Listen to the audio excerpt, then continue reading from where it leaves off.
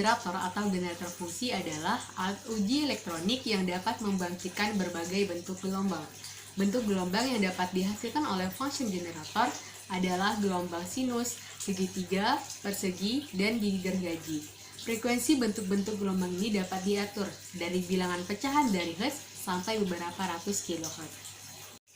Function generator memiliki jenis-jenis. Yang pertama adalah analog function generator, merupakan function generator yang paling pertama dikembangkan, yaitu sekitar tahun 1950-an. Pada saat tersebut, penggunaan teknologi digital masih sangat terbatas.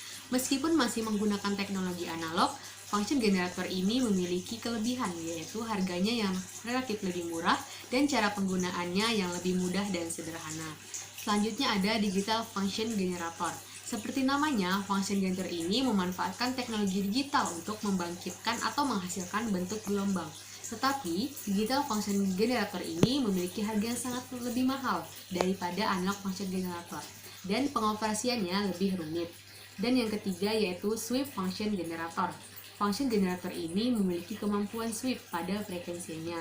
Pada umumnya, sweep function generator menggunakan teknologi digital, namun ada juga yang menggunakan versi analog. Adapun bagian-bagian dari function generator yaitu yang pertama ada saklar daya atau power switch yang digunakan untuk menyalakan generator sinyal. Yang kedua ada terminal output TTL atau CMOS yang digunakan untuk menghasilkan keluaran yang kompatibel TTL atau CMOS. Yang ketiga ada duty function yang mengatur duty cycle gelombang. Yang keempat ada selektor TTL atau CMOS. Yang kelima ada DC offset untuk memberikan offset atau tegangan DC. Yang keenam ada amplitude output untuk mendapatkan tegangan output maksimal.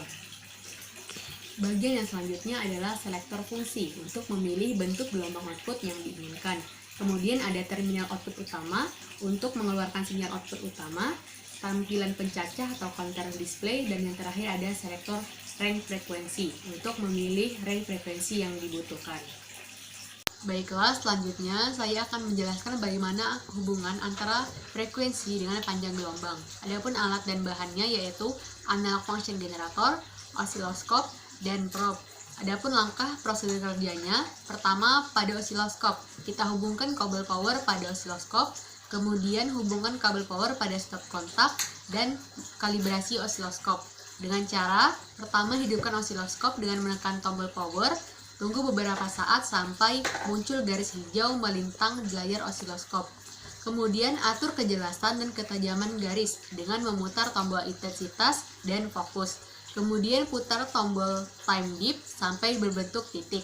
Kemudian atur letak titik sampai letaknya tepat di perpotongan sumbu X dan Y dengan memutar tombol X pos dan Y pos. Kemudian pasang probe pada jack input memakai perbandingan 1:1. Kemudian hubungkan probe PC pada terminal CAL. Alihkan saklar time dip.